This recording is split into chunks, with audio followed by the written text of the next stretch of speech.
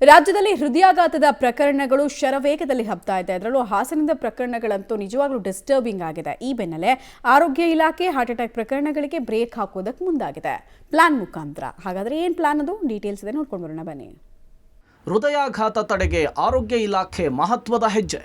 ರಾಜ್ಯದ ಎಲ್ಲ ಜನರಿಗೆ ಸಿಪಿಆರ್ ತರಬೇತಿ ಯೋಜನೆ. ಹೃದಯಾಘಾತಕ್ಕೆ ತುರ್ತು ಚಿಕಿತ್ಸಾ ವಿಧಾನದ ತರಬೇತಿ. ಹಾಸನದಲ್ಲಿ ಹೃದಯಾಘಾತ ಪ್ರಕರಣಗಳ ಸಂಖ್ಯೆ ಹೆಚ್ಚಾಗ್ತಾ ಇದೆ. 40 ದಿನದ ಅಂತರದಲ್ಲಿ 23 ಜನ ಹೃದಯಾಘಾತಕ್ಕೆ ಮೃತಪಟ್ಟಿದ್ದಾರೆ. ಇದನ್ನ ಆರೋಗ್ಯ ಇಲಾಖೆ ಗಂಭೀರವಾಗಿ ಪರಿಗಣಿಸಿದ್ದು ತನಿಖೆಯನ್ನ ಮಾಡಲಿಕ್ಕೆ ತನಿಖಾ ತಂಡವನ್ನ ರಚನೆ ಮಾಡಿದೆ. ಹಾಸನ ಮಾತ್ರವಲ್ಲದೆ ರಾಜ್ಯದಲ್ಲಿ ಹಾರ್ಟ್ ಅಟ್ಯಾಕ್ ಪ್ರಕರಣಗಳನ್ನು ತಡೆಯೋದಕ್ಕೆ ರಾಜ್ಯದ ಜನರಿಗೆ ಸಿಪಿಆರ್ ತರಬೇತಿ ಕೊಡಲಿಕ್ಕೆ ಆರೋಗ್ಯ ಇಲಾಖೆ ಮಹತ್ತರದ ಯೋಜನೆಯನ್ನ ಕೈಗೆತ್ತಿಕೊಳ್ಳಲು ಮುಂದಾಗಿದೆ. 9 ಡೆತ್ 20s ಆ್ಯಂಡ್ 30ಸ್ನಲ್ಲಿ ಏನು ರಿಪೋರ್ಟ್ ಆಗಿವೆ, ಇದನ್ನು ಕರೆಕ್ಟ್ ಆದ ನೋಡಲಿಕ್ಕೆ ಈಗಾಗಲೇ ನಾವು ಒಂದು ಕಮಿಟಿ ರಚನೆ ಮಾಡಿದೆವು. ಆ ಕಮಿಟಿ ನಾವು ರಚನೆ ಮಾಡಿದ್ದು ಫೆಬ್ರವರಿ ಮಾರ್ಚ್ನಲ್ಲಿ. ಆ ಕಮಿಟಿ ಡೈರೆಕ್ಟರ್ ಜಯದೇವ ಇನ್ಸ್ಟಿಟ್ಯೂಟ್ ಅವರ ಅಧ್ಯಕ್ಷತೆಯಲ್ಲಿ ಒಂದು ಮಲ್ಟಿ ಡಿಸಿಪ್ಲಿನರಿ ಟೀಮ್ದು ಒಂದು ಕಮಿಟಿ ಮಾಡಿದೆವು. ಆ ಕಮಿಟಿದು ಉದ್ದೇಶ ಏನಿತ್ತು ಅಂದರೆ, ಕೋವಿಡ್ ಅಥವಾ ವ್ಯಾಕ್ಸಿನೇಷನಿಂದಾಗಿ ಸಡನ್ ಸ್ಪರ್ಟ್ ಏನಾದರೂ ಡೆತ್ಸ್ದು ಆಗ್ತಾ ಇದೆಯಾ, ಅದಕ್ಕೇನಾದರೂ ಕಾರಣಗಳು ಅಥವಾ ಕೋರಿಲೇಷನ್ ಇದೆಯಾ, ಅಥವಾ ಅದಕ್ಕೇನಾದರೂ ಮುನ್ನೆಚ್ಚರಿಕೆ ಕ್ರಮ ತಗೊಳ್ಳೋಕ್ಕೆ ಸಾಧ್ಯ ಇದೆಯಾ, ಅದರದ್ದು ಕಮಿಟಿದು ಮಾಡಿದ್ದು. ಆ ಕಮಿಟಿ ಈ ವಾರದಲ್ಲಿ ನಮಗೆ ರಿಪೋರ್ಟ್ ಕೊಡಲು ಇದ್ದಾರೆ. ರಿಪೋರ್ಟ್ ಆದ ನಂತರ ಅದರ ಬಗ್ಗೆ ಹೇಳ್ತೇವೆ.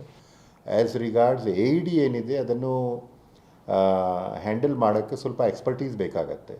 ಸೊ ಅದು ಎಲ್ಲ ಕಡೆ ಈ ರೀತಿ ಹಾಕೋಕ್ಕೆ ಆಗಲ್ಲ.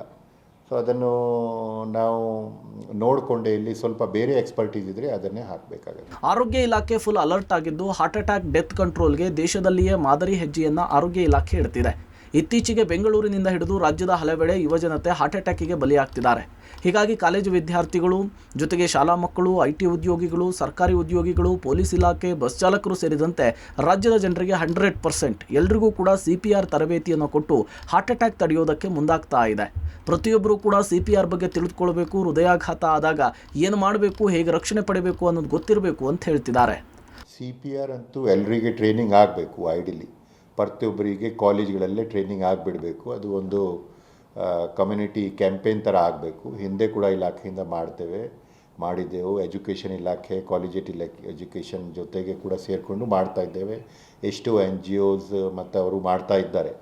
ಅದನ್ನು ಇನ್ನೂ ಎಷ್ಟು ಮಾಡಿದರೂ ಕೂಡ 100% ಸ್ಯಾಚುರೇಷನ್ ಆಗುವವರೆಗೆ ಮಾಡ್ತಾನೆ ಇರಬೇಕು. ಒಟ್ಟಾರೆ ಹಾರ್ಟ್ ಅಟ್ಯಾಕ್ ಪ್ರಕರಣಗಳು ಹೆಚ್ಚಾಗ್ತಾ ಇರುವ ಹಿನ್ನೆಲೆಯಲ್ಲಿ ನಿಯಂತ್ರಣಕ್ಕಾಗಿ CPR ತರಬೇತಿ ಕೊಡಲಿಕ್ಕೆ ಮುಂದಾಗಿದ್ದು ಯಾವಾಗಿನಿಂದ ತರಬೇತಿ ಕೊಡ್ತಾರೆ ಅನ್ನೋದನ್ನ ಕಾದು ನೋಡಬೇಕಿದೆ. Lokesh Kodagadala, public TV, Bengaluru.